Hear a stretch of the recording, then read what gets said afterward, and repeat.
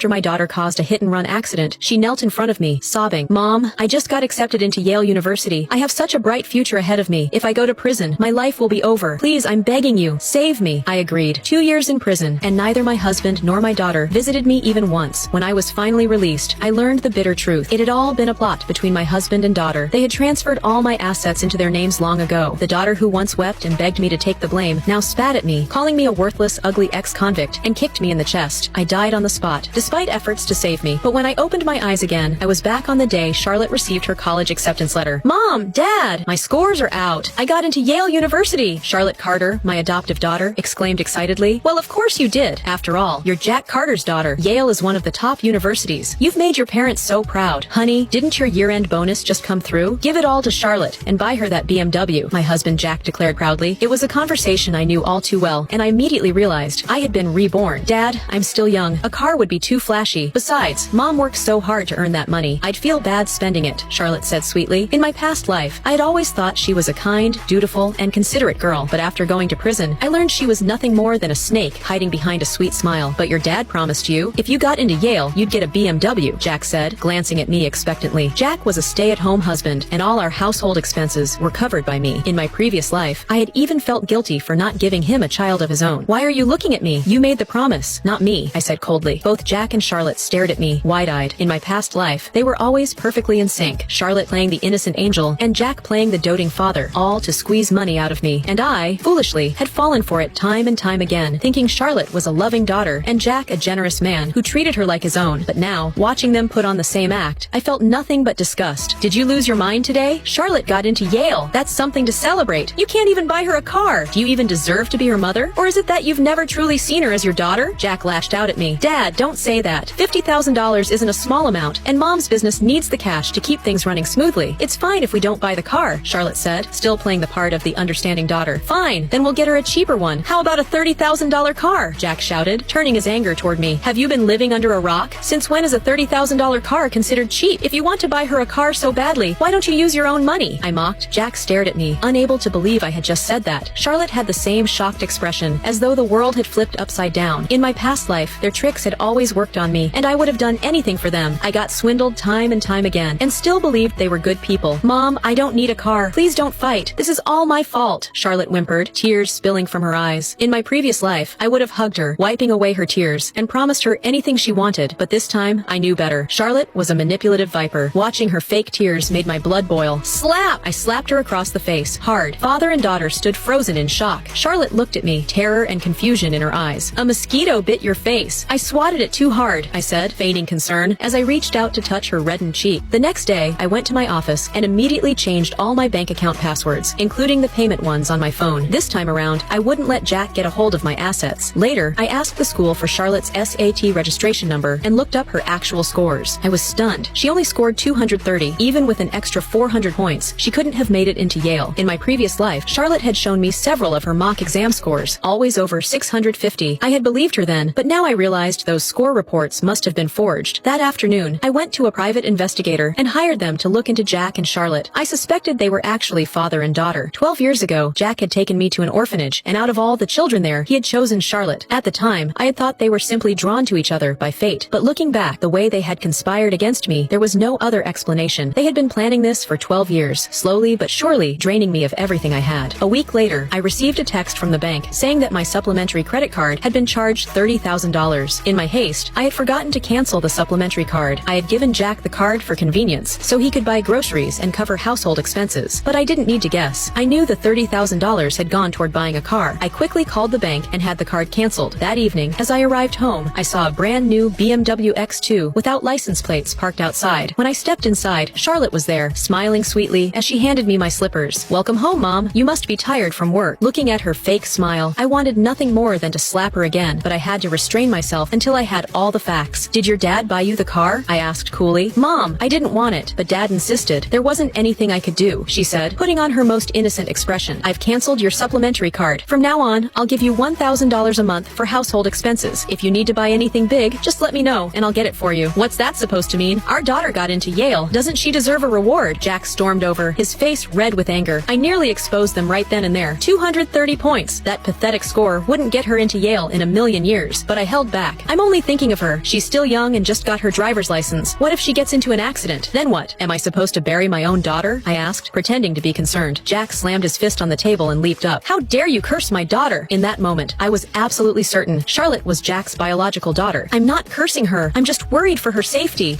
You're just too cheap to spend money, Jack sneered. Mom, did you get upset because Dad used your money to buy me a car? Charlotte immediately went into victim mode, her eyes welling up with tears. I gently patted her head and said, how could I be upset about spending money on you? I'm just worried about your driving skills. If something happened to you, how could I go on living? If they could play their games, so could I. Mom, I got into Yale, one of the best universities in the country. Any other mother would have thrown a massive party and showered me with gifts, but you haven't done anything. Do you not love me anymore? She cried, her acting flawless. Her performance was nothing short of brilliant. I continued patting her head and replied, well, these days, the country promotes frugality. Throwing a party would be wasteful. Besides, it's important to stay humble. Being too flashy will only make others jealous. As for gifts, isn't that BMW a gift? Mom, you don't love me anymore. You don't understand. The car isn't for showing off or making my life easier. It's because I want to fulfill a dream. I want to take you on a road trip across the country to thank you for everything you've done for me. Charlotte, I appreciate your sentiment, but doesn't something feel off? What's off? She asked, looking genuinely confused. Shouldn't you be the one earning the money to buy the car and take me on a road trip? It's like saying you're going to treat me to a meal, but then I end up paying for it. Doesn't that seem odd? She froze, clearly unable to come up with a rebuttal. Emma Richardson, how can you call yourself a mother? How could you crush your daughter's loving intentions like this? Jack said, sending Charlotte a quick wink. Mom, you're being so cruel. You don't love me anymore, Charlotte wailed as she stormed out of the house. Charlotte, wait! Jack followed after her. Suddenly, I remembered the notice at the entrance of our building. Last night, the surveillance cameras were damaged. Repairs are underway. Please secure your belongings and lock your doors. Were they trying to set me up? With the cameras down and no witnesses, they could easily frame me for something. The thought sent a chill down my spine. I immediately called my assistant, Claire, who lived just a mile away. Then I phoned 5 of my employees and told them there was an emergency meeting at my place and that they should come as quickly as possible. I'd cover their cab fare. By 9 p.m., I heard the door open and stepped out of the study. Have you been here the whole time? Jack asked. Yes. I don't believe you. You didn't go out looking for Charlotte? She's not a child anymore. She can take care of herself. What kind of mother are you? How can you be so heartless? We can't protect her forever. She has to walk her own path, I said coolly. After another 10 minutes of bickering, Charlotte burst back into the house, looking frantic. She immediately dropped to her knees in front of me. Mom, I was in a hit-and-run accident. Please, you have to take the blame for me. Save me. I just got into Yale. My life is just beginning. I can't go to prison. Hearing those familiar words made my blood boil. I wanted to strangle her on the spot. In my previous life, I had been such a fool to take the blame for her. Charlotte, don't be afraid. Don't worry, I said, faking concern as I pulled her into my arms, comforting her. Mom, will you help me? She asked, her voice trembling, her eyes wide with fear. Of course I'll help you. You're my precious daughter. I knew it. I knew you wouldn't abandon me. I swear, when you get out of prison, I'll make it up to you. I'll be the best daughter. Prison? What prison? I pushed her away, feigning surprise. Mom, didn't you say you'd help me? Didn't you say you'd take the blame? She asked, her voice full of confusion. When I said I'd help, I meant I'd hire you the best lawyer. We'll fight for leniency, I said, smiling sweetly. Charlotte's jaw dropped. Emma, this is all your fault. If you hadn't upset Charlotte, she wouldn't have run off, and none of this would have happened. You should take responsibility and go to prison for her, Jack said, his voice full of righteous indignation. And why don't you take the blame for your daughter, Jack? Listen, Charlotte, your father is just a stay-at-home dad. A few years in prison won't be a big deal for him, but your mom? I run a company. I'm the one making the money. If I go to prison, who's going to pay for your education? Jack's face turned beet red, and he had nothing to say. Mom, Dad can't take the blame for me. After I hit that woman, I got out of the car to check on her, but she grabbed my ankle.